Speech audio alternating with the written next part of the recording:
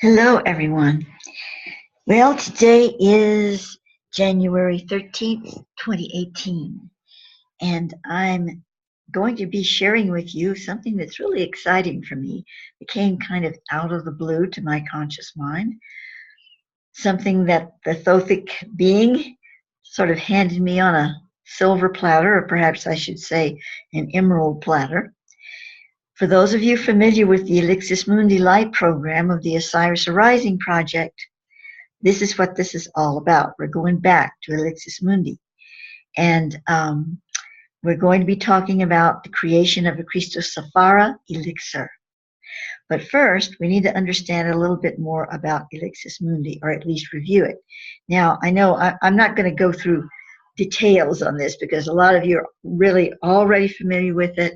And those that aren't, I'll have links. You can study it if you wish to go into it deeper. But I want to look at some of the material I already posted in regard to what I'm going to be talking about. So I'm kind of like focusing it in that direction. So here we have the page on Osiris Arising, which is the Elixis Mundi Index. Can't talk today. And so I'll have a link to this, and this is where you can find all the in-depth material. But I want to take us first to Elixis Mundi, Thoth opens the scroll. We're just going to be touching on some things here.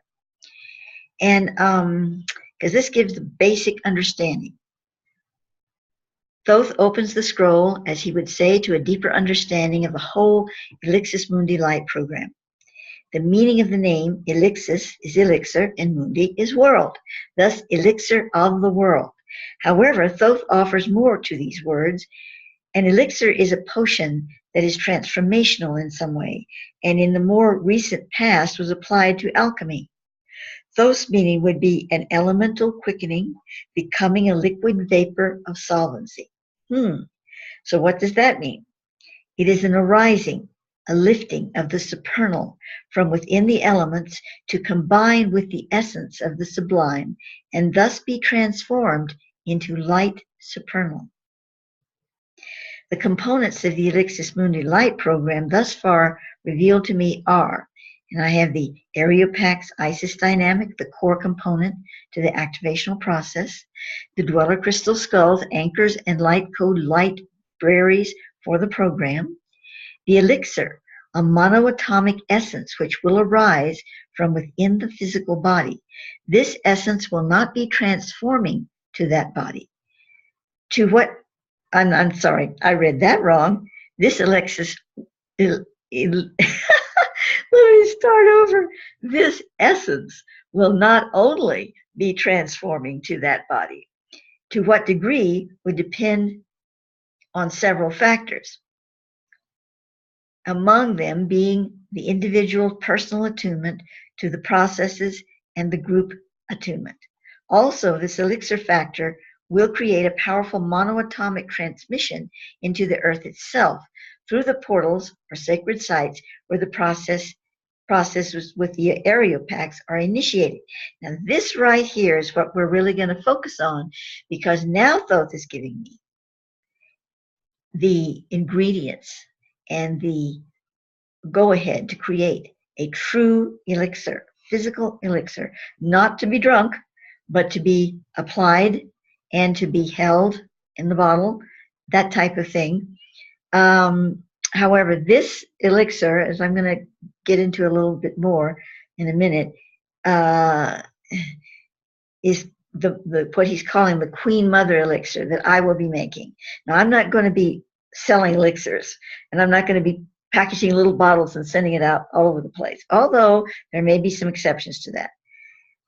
But there's a way that you can access this Queen elixir once I have made it. And everybody can, and I'm not going to charge for it. I will ask for donations, but that's up to you. So, because I believe it's really important that it gets out there, not just for the individuals, but for the planet. There's a whole process, a step-by-step process, and not all of it has been revealed to me yet, that shows how this will build in the etheric currents. But it starts by creating it here in the Sacred Valley, right at the font of the sacred on and bringing it forth in a very specific way. We'll get to more about that in a moment, but I want to continue with sort of reviewing here. Okay, then we have the Andara crystal glass, which is another part of all this picture of the Elixis Mundi. The Andaras work closely on a vibrational level with the dweller crystal skulls. This unique crystal glass also contains a form of monoatomic vibration that is not usually detectable through scientific analysis, but very powerful nonetheless. Those presentation of what the higher states of monatomic essence is beyond current scientific or even metascience understanding. And we have sound, vocal toning, chants, tuning forks, bowls, bells, etc., light and color in the form of natural sunlight, lasers, prisms, etc., and dimensional portals, last but not least. Now, the primary color rays of the Elixis Mundi are emerald with quantum flickers of gold or rich gold yellow. Okay, so sort of hold that in your presence for a moment, and we're going to take a look at something else here. Let's see, we're going to go to Mary Magdalene and the Elixis Mundi. And this, I'm not going to start, this sort of just explains about Mary Magdalene, the person, and Mary Magdalene, the archetype. I'm just going down to the part here that relates to what I want to talk about. So let me find where that part is.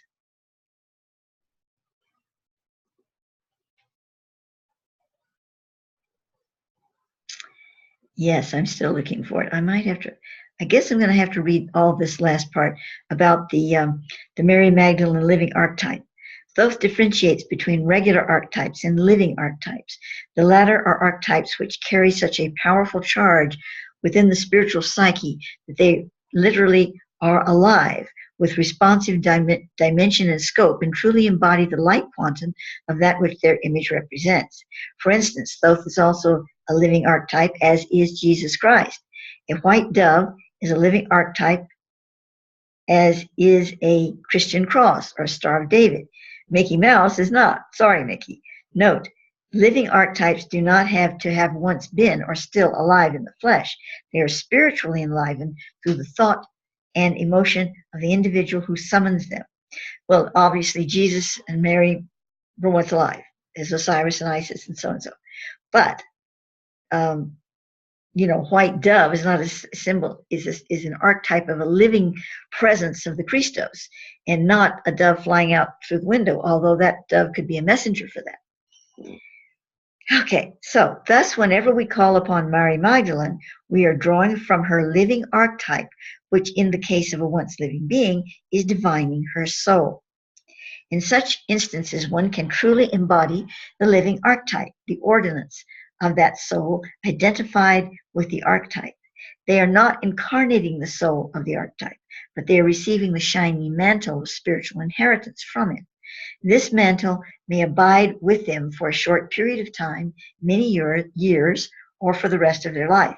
In the case of some individuals acting under divine authority, these mantles are woven into their archetypes as well. Now let us turn to the Elixis Mundi. This is not just the name of the Osiris Arising Project's New Light program. It is a mantle of service. This kind of spiritual mantle was archetypified by Lord Melchizedek when he came to establish the heaven houses and temple in Lemuria, or Mu. It is not an archetype anyone today would recognize, but it was eternally set into the etheric by Melchizedek, and so it remains, the etheric of this planet. As a member of the essence of the pure, as they called themselves, and a priestess of the Magda, Mari was mantled with the Elixis Mundi, along with her betrothed, Yeshua, or Jesus. Elixis Mundi is the arising to a supernal state of being. This very act is a Christic ordinance. It is important to realize that the true essence of the Elixis Mundi is really the elixir of Christ as the universal CHRISTOSAPHORA. It is the arising of all corporeal being and experience into the supernal state. And this paragraph right here is what we're talking about when we're going to be looking at this CHRISTOSAPHORA elixir. So I'm going to read it again. Elixis mundi is the arising to a supernal state of being. This very act is a Christic ordinance. It is important to realize that the true essence of the elixis mundi is really the elixir of Christ as the universal CHRISTOSAPHORA. It is the arising of all corporeal being and experience into the supernal state. Thoth informs me that there is an Areopax geometry format which will trigger a response from the archetype of Mary Magdalene through the Elixis Mundi soul mantle. And so that I actually have. I'm going to show you that next. Here we are, right here. Now this version of the Areopax, and I'm going to show it up a little bit larger here. If it'll come up here. Of course, it's got my logo stuff on it, but this will be used in the creating of the elixir, along with some other things, some other templates, along with a specific template for this elixir, which will remain with the mother matrix bottle. These others won't. They're just part of the programming, and I think they're going to be put in small little icons. There's going to be this one and some others. Let me get back over here.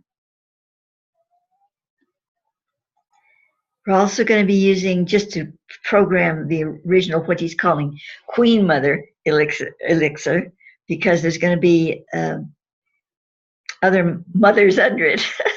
There's a whole program here. But anyway, the Queen Mother elixir will be programmed by that version of the Areopax you saw, and also the Tetractys in this particular format that has been given to me. And this material also will be is important to understand, I would say, in regard to what's going on with the elixir, but I'm not going to get into it right now. But I wanted to just show you the image.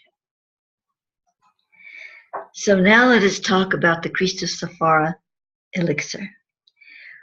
As much as I know up to this point, this is a series of videos because we're just starting with all of this here. But this is what I know so far. That it is an elixir that is going to be bringing through the CHRISTOSAPHORA, as I just read it to you, that the Christic elixir of the Elixis Mundi.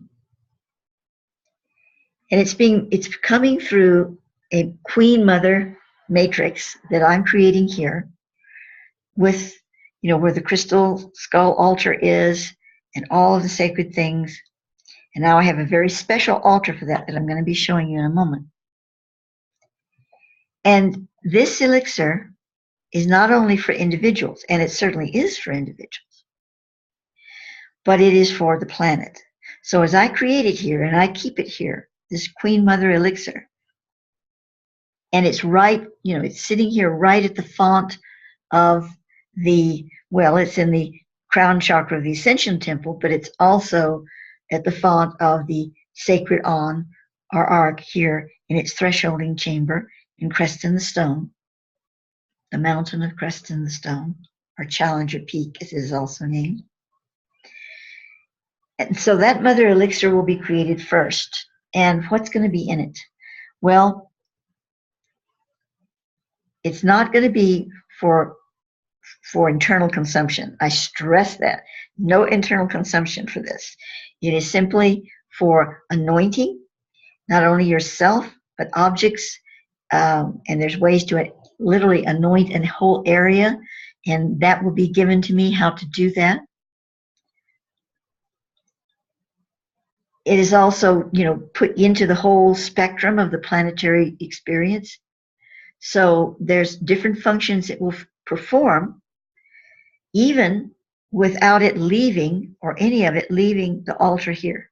If I never told anybody about it, put anything out on it, it would still work here.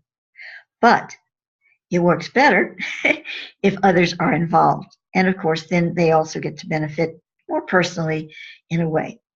Now, as I said, I'm not planning on putting out this as an elixir and mailing it out all over the place to people, and I'm certainly not selling it.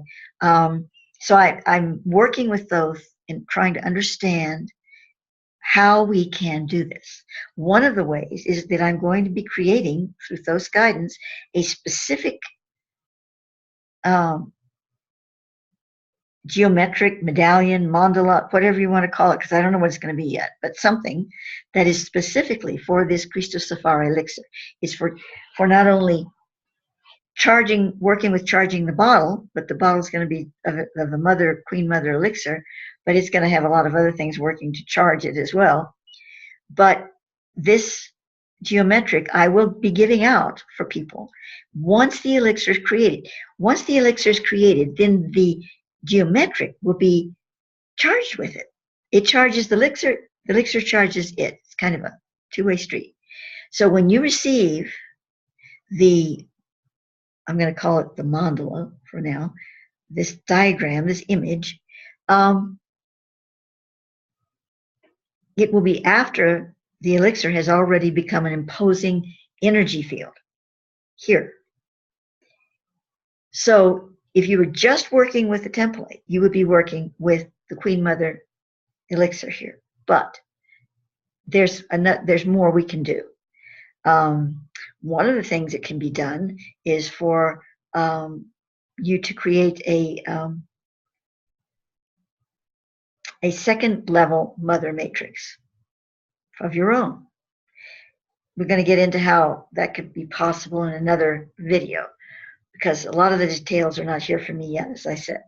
But that's another part of it all. But that would require you to go to the expense of getting the oils, because most of the elixir is composed of essential oils, and I'm using what I consider to be only the best, which is Young Living and doTERRA, because I can't get the spikenard from Young Living, even though it's listed in the guide. It's not on the website. So my dear friend and Sholar sister Donna Evans is supplying the spikenard from doTERRA that will be part of the ingredient. We have several oils.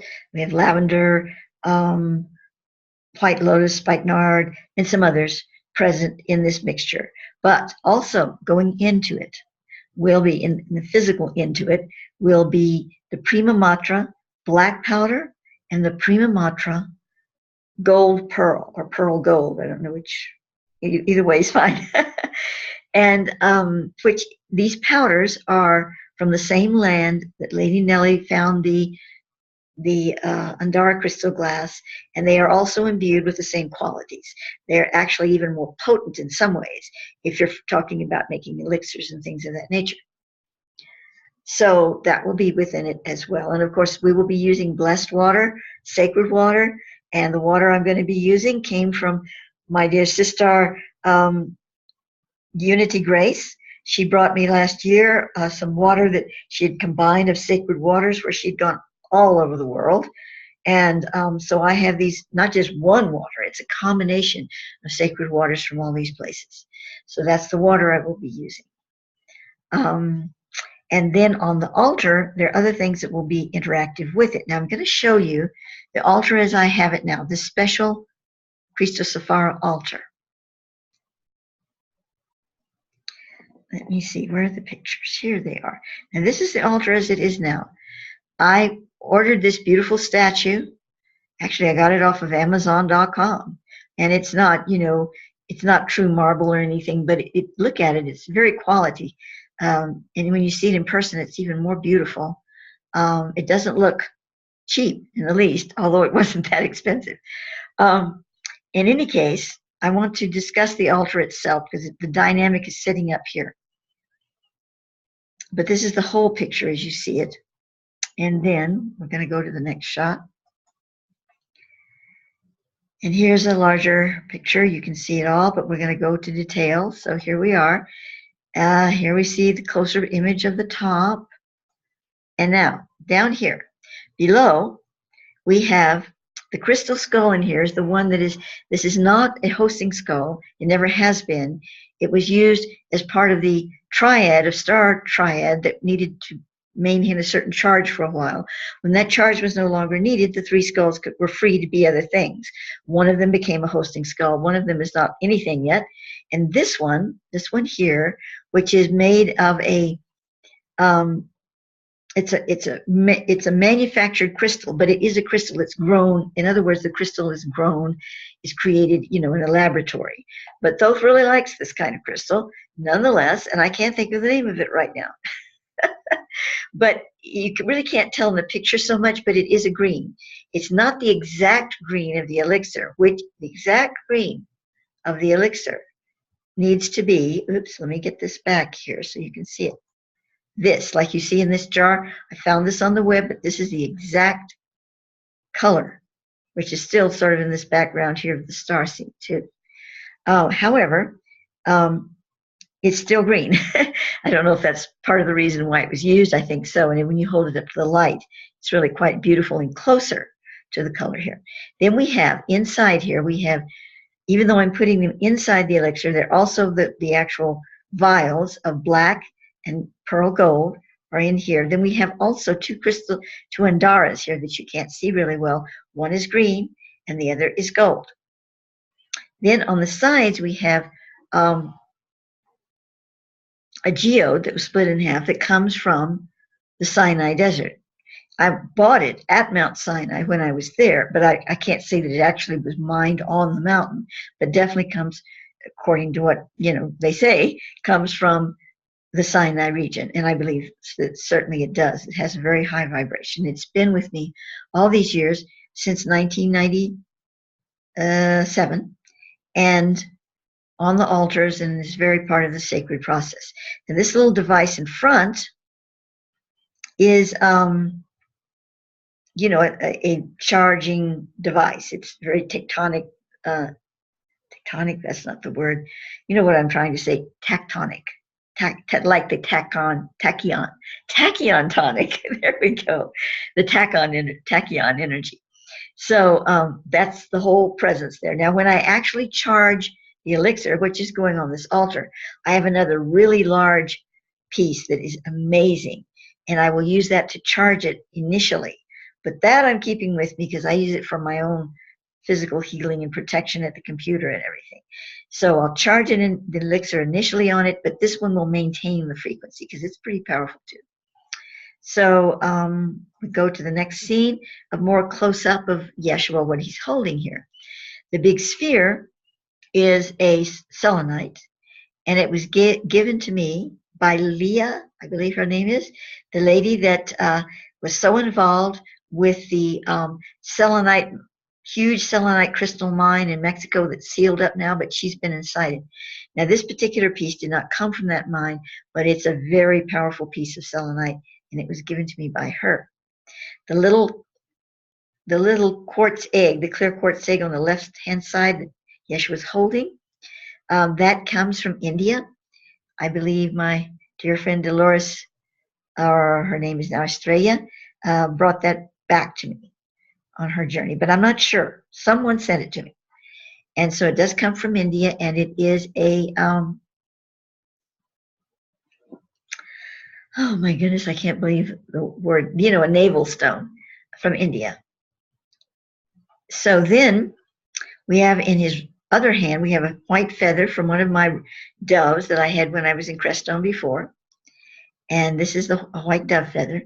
And the piece around the neck that you can see the image of Jesus in it, it's a rosary piece, a very special kind that's been on the altar, and it is a Yeshua rosary. Then we have the beads, the blue beads that circle these pieces. That is blue sky, which is a mixture of various minerals, and the blue sky crystal can be found in China, in the high mountains of China, possibly in the Himalayas as well. This beaded beads here was given to me by Frederica Yaram of Israel. She supplied so many of my crystals. So that comes from her. Then we have on the you can see the or kabin, the gold Star of David here, this piece right here. And it was fashioned, created especially for me and two other people, Simeon and one other, for special work. And it is made of gold that is mixed with the black powder, the monatomic black powder that I told you about that's going into the elixir. And it has special symbols and images on it that Thoth gave for the creation of it. It's a very powerful piece. On the right side here, we have a Nandara that was given to me by Randy Masters. And it is a beautifully cut piece of Nandara, green Nandara crystal. Now, the centerpiece is just a little one of these grown crystallic pieces. I think it might be, it's not aqua aura, but it's something like that. And it won't remain, at least in that spot. It might remain with the altar. But that spot is being reserved for a Chintamani stone. Chintamani stone. I may not even be saying it right, but it's CHINTAMANI. And that's being sent to me. So when I get that, that stone is going right there. And I'm not going to create the elixir until I have that stone. Now the stone out in front of the beads, that's in a octahedral, I believe, shape, that is a Andara, a gem crafted Andara. And the rune stone that you see in front of that, is the Thothic runes combined. It's his rune insignia, and the stone at atop, is from the Solomonic mines in Israel, the mines of Solomon, and it is that I can't think of the name of the stone now, but it's a very much a combination of like chrysocolla and a lot of different things. So then we have on the left-hand side of Jesus's knee here, there's a dark stone that is polished agate. It comes from, I'm not sure where it's from, but Frederica sent it to me. That one I'm using now, it might be replaced with something else. I'm not sure, but it may not. In any case, it represents the womb, the energy of the feminine womb there. And on the other knee, we have a pyramid that I actually bought when I was in Egypt. And so that's the fire amidst the pillar, or the heap rather, I guess. The fire amidst the heap and pyramid. And so it is the masculine generative force. And the two rose quartz crystals, hearts, the little hearts, they come from the altar and the chapel room that Simeon and I had in Santa Fe that was dedicated to the divine feminine and the divine masculine. It's a very Christic Mari altar, and these crystals were charged there and have been kept with my altar ever since. So these are the divine heart flames. And let's see what else to tell you about here. I believe that's all in this picture. So we're going to move on to the next picture. So what is Jesus wearing around his neck? Yeshua. These are the sacred crystals, not crystals, seeds, seeds that come from the monastery grounds on Kauai, of the special monastery, Hindu monastery there.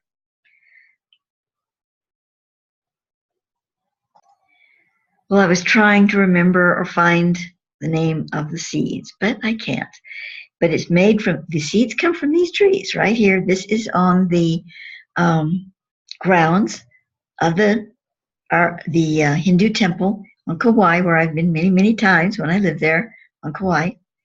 And these are the trees, and they're from India. The trees are from India, and the seeds sound like Rorochi or Red Rochi or something like that. I can't remember. But in any case, they are really incredible energy seeds. They come from the mother womb. It's of course all natural things do, but there's just something about these seeds, and they're made into these beautiful beads that you see on this picture here. And a dear friend of mine, Nightheart, made this for me when I was started in a rough spot health-wise, and as a healing, it's really supposed to be a bracelet, but it's pretty big for that. But it's more like beads that you hold, like a rosary beads or something, and you just kind of move your hands over them. That's what it's for. Although people can make really large necklaces out of it and everything. So in any case, this is what this is, and it fit perfectly on the head of my Yeshua statue, and I felt it just belonged there. And it's also a touch of the sacred Lemuria, because Kauai is the font of Lemuria more than any of the other islands. So let's see what other pictures we have here. Look, we're back to the beginning again. And of course, behind the Yeshua statue, up on the fireplace altar, I'm going to be putting some crystals and things up there. I don't want to load this with crystals, but I do feel I'm going to put a few up there with the picture. And that is, of course, the painting, the famous painting that was done, that was done according to the Shroud of Turin, which is really my favorite of all. And so this is how the altar is looking now. It will develop, but still kept very simply.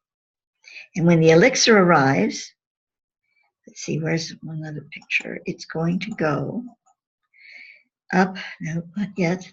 It's going to go, I'm not sure, but I think I've ordered these little green bottles. It has to be, the elixir has to have a green infusion. So the bottles are the exact right color, and I've ordered several of them. So I might put 3 bottles.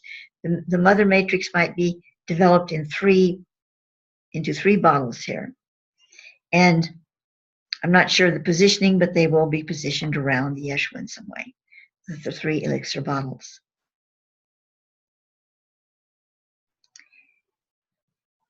So I'm also going to be infusing it with tones from the tuning forks of Randy Masters that came to me via my Sholar sister, Pamela Minton. And there may be some other things added. Like I said, this video is just part 1. This is how it's developed so far. But in conclusion, in one way or another, this elixir, the vibratory frequency of it, is not only being shared with the planet, but there will be a way to share it with individuals. There will be probably several ways, and that is going to come about in process as we move through the stages, the steps of all of this. So I thank you for listening, and this will be continued. I may have something coming up sooner rather than later that I want to share with you on the topic, or it may be the next video comes when I've actually created the elixir and we see where it leads us. Until then, many blessings.